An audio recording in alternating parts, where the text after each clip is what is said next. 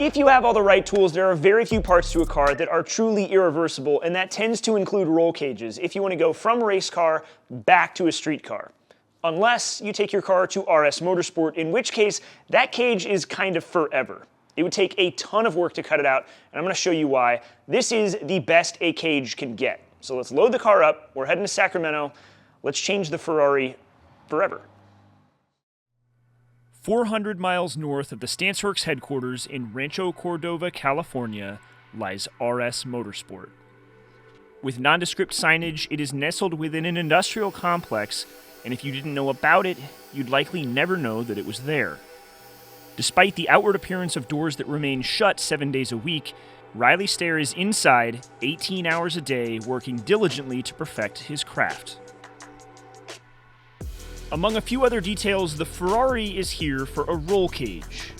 This will be the first time that I've passed the car off to somebody else for work to be performed, and I think that it does beg the question. Given that I have all of the tools and the know-how to build a roll cage for myself, why would I enlist the help of somebody else to do it? There are a lot of different ways to answer that question when it comes to RS Motorsport, but the most important one is that I want the best. RS Motorsport is a motorsports fabrication shop that specializes in cage work and chassis design. A glance around the shop gives an idea of what he's capable of, but it's a glance under the plastic covers of these cars that showcases exactly what we're here for. Now, cage work at its core is relatively simple. It's bending tubes and fitting them to the inside of a car for the protection of its driver and its occupants. But not all roll cages are made equally. What separates Riley from his competition is his extreme focus on fitment and quality above all else. There are many tenets to cage building, from overall fitment to noding to structure and of course safety, each one compounding in making a cage that is successively harder and harder to build, but RS Motorsport cuts no corners, yielding cages that are unlike anything else.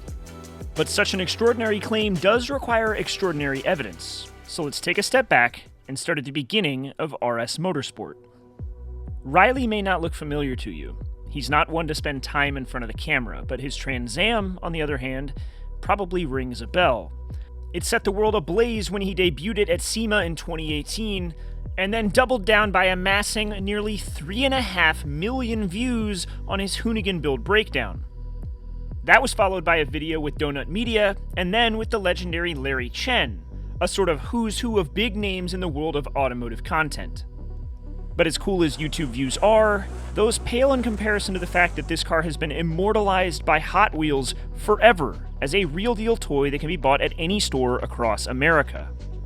The sum of the Trans Am's parts warrant every bit of attention it has garnered so far, but what's more spectacular than that is what the car represents.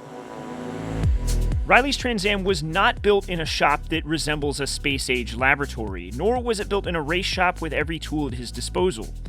Instead, it was built in an open lean-to attached to the side of his parents' house. It wasn't built with an unlimited budget, but instead through the sacrifice of everything else around him, and it's representative of everything possible when one imposes no limits upon what they're capable of doing. While all of the media and exposure surrounding the Trans Am has been great for Riley and his shop, his true interests lie in developing the Trans Am and furthering his own skill set. It is, in many ways, a development platform so that he can build the best cars possible for his customers. He's now 7 years into the project, and it continues to evolve. Most recently, the car received a complete changeover to Motec standalone and was given an all-new engine and chassis harness. On top of that, Riley is testing his latest suspension revisions, which include custom billet uprights at all four corners. Currently, the engine is out of the car, receiving a few internal changes and a rebuild so that it's ready for fighting duty at the Ridge later this year. But even still, it's an opportunity to take a closer look at the Trans Am and to take a deeper dive than others have been afforded. Prior to this YouTube thing, I spent 2 years working alongside Riley, and I was lucky enough to become intimately familiar with the details of this incredible machine. For as popular as the car is, it's almost always had a focus on its absolutely over-the-top LS-based engine, but for once, we can flip the script. If it wasn't immediately apparent, the foundations of the Trans Am are similar to our last episode. Riley built a complete tube chassis for this car, eliminating everything that Pontiac originally equipped it with. Instead, it's a vehicle entirely of Riley's design that happens to be wearing a Pontiac skin. There are numerous justifications for the tube chassis, but perhaps the most important one is the design and utilization of Riley's own independent front and rear suspension. From the pickup points to the control arms and now to the billet uprights, everything is of his design, and through numerous revisions, it's now safe to say that everything works and works well.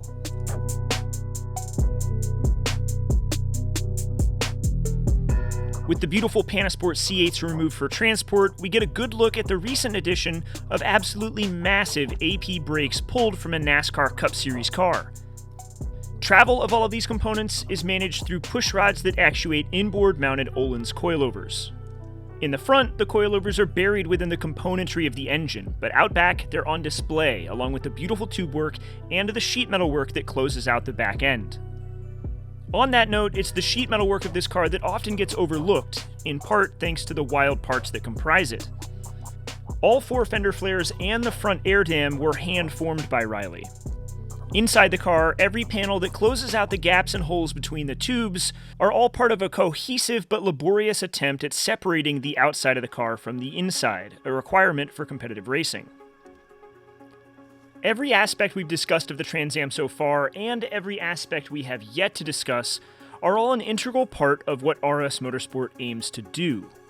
Whether it's plumbing, fluid systems, exhaust, or even suspension design, RS Motorsport aims to tackle any of those aspects for customers looking to take their cars racing, and the Trans Am offers Riley an opportunity to refine his process on each of those in a real-world way. Instead of relying solely on the feedback of his customers, he's able to provide that for himself as well. But there is a reason he's booked out for months on end. It's the same reason I've been saying he's the best fabricator I know. He is a magician when it comes to metal, and his work speaks for itself. So, let's build a roll cage in the Ferrari. Perhaps unsurprisingly, there is a lot of work that goes into figuring out how we will best fit the Ferrari with a roll cage. But before we figure out the how, let's talk about the why. Clearly, it's a safe decision, but it's also a required one if we want to compete in the World Time Attack Challenge in Australia. Per the rules, we're required to have a 6-point roll cage, and with that, we're required to use certain tubing allowances for overall size and wall thickness. We've decided to build the roll cage with 4130 chromoly steel using a 1 3/4 inch OD main hoop and 1.5 inch OD tubing elsewhere. I toiled immensely with whether or not to put a cage in this car from the get-go, but with the opportunity of being able to send the car to Australia to compete, I don't want to miss it, and thus, we're going to pull the trigger. Building the cage begins with cutting away a lot of the fiberglass inside of the car to reveal the steel chassis underneath. Ferrari's construction methods for this car are absolutely terrible, and thus figuring out how to safely attach the base plates and the roll cage to the chassis required extensive effort. Base plates were installed for each side of the main hoop, as well as the A-pillars where they land at the front of the doors. On the other hand, the rear backstays or down bars were tied into members that I added in back at the beginning of the build. One of the first problems we encountered is the fact that the coolant lines for the car are run through the rockers, given the engine is at the back and the radiator is at the front. With Riley's chosen method of how to attach the base plates to the chassis, the coolant lines need to move. Once the base plates were in, though, it was time for the tube work to begin. I went home and focused on the Model A and left Riley to work his magic.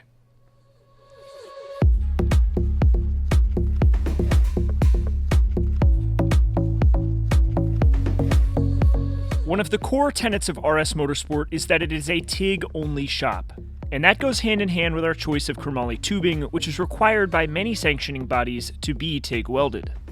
As a result, though, the number of hours required to weld the cage can be counted in the dozens. TIG welding is a laborious, slow process, but the result is a more controlled weld, and one that is often stronger and significantly better looking.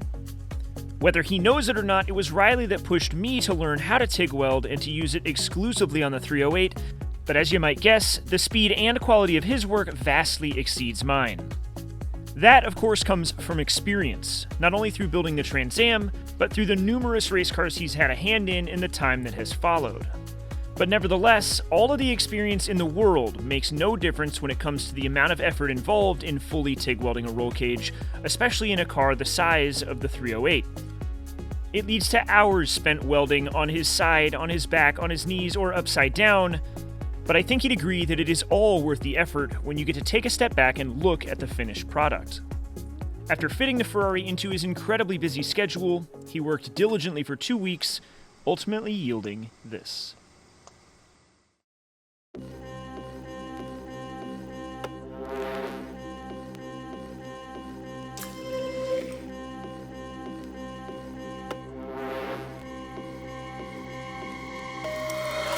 I think it's safe to say at this point that the Ferrari is not a street car anymore.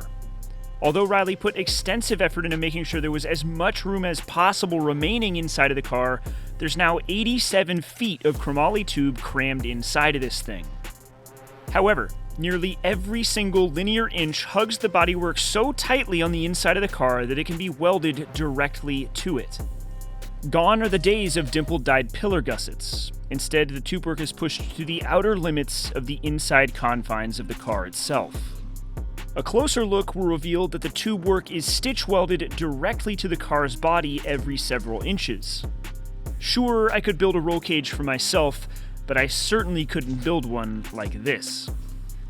With such a focus on preserving interior space, it was a tough call on whether or not we should install an FIA bar, the bar that runs diagonally from the base of the A-pillar up towards the roofline. It's one of the most important bars for rollover protection, but it also makes ingress and egress a serious challenge. But given we're this far in already, we figured we might as well. As a result, we were required by the rulebook for Motorsport Australia to gusset the FIA bar to the door bars, as well as gusseting the door bars themselves, along with the main hoop and the roof. Another resulting change was the need to re-engineer the steering column mount, and we future-proofed it for when we want to install a Woodward Racing column. It's also been offset towards the center of the car for a better seating position and alignment with the pedals.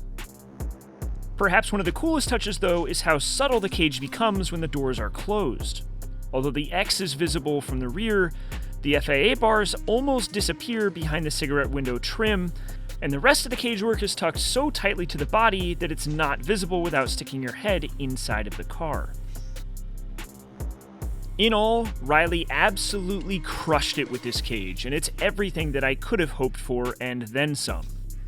He also got it done faster than I ever would have been able to do on my own, and thus, thanks to him, we're one step closer to Australia. So I figure what better way to wrap this episode than from inside the car. It feels so much better in here than it ever has, especially being offset towards the center. My feet are now lined up with the pedals. We have moved the steering column. Honestly, seating position better than ever before, and it might not look like it, but I've got more room inside of this car than I ever did as well. If you remember some of the old episodes and how much room there was above my head, I'm blown away. Riley did such a good job on this project. I couldn't be happier with it. I am ecstatic. The car is going to be stiffer. It's going to be safer all around. This was the change we needed to make. I can feel comfortable and confident going forward, especially considering how quick this car should be with any luck, barring my skill, of course. As far as other changes that we've got, well, I've got this new seat that I'm sitting in. It is a Race Tech. I'm going to talk about it more in the next episode. We've got to get it mounted. It's just mocked up at the moment. I've also got some other big changes. The biggest one being we've got to re-engineer our cooling lines again because they can't run through the rockers anymore. I've got to run them through the inside of the car, and we have to kind of seal and cover them up to be legal for competition. That is a huge job. We've also got to install our fire suppression system. I've also got to install our front sway bar. We've got to put all of the aero back in the car. We've got to change our spring rates. We've got to align the car. Lots of small details here and there, but the big stuff's out of the way. I feel really good about it. If you're curious when we're going to be on track, if I have my way, with any luck, it will either be next week or more likely the following. 2 weeks from now, we will be on track driving this car for the first time. I feel very confident about it. I'm going to give it everything I've got to pull it off. So subscribe if you haven't. The big day is coming. I know I've said that before, but I truly feel like we're there. I'm excited for it. this is what we've been working towards for years at this point. So thank you again to Riley for squeezing me into his busy schedule and for working his magic on this thing. Again, I couldn't be happier with it. Make sure you follow Riley at Riley_RS Motorsport on Instagram. You can see his work. You can follow along with him, his Trans Am, and of course, reach out to him if you need any amazing work like this, because he can do it all. And with that said, I'm going to call this episode done. I've got to get to work and get this car put back together so we can get out to the track. I'll see you next week.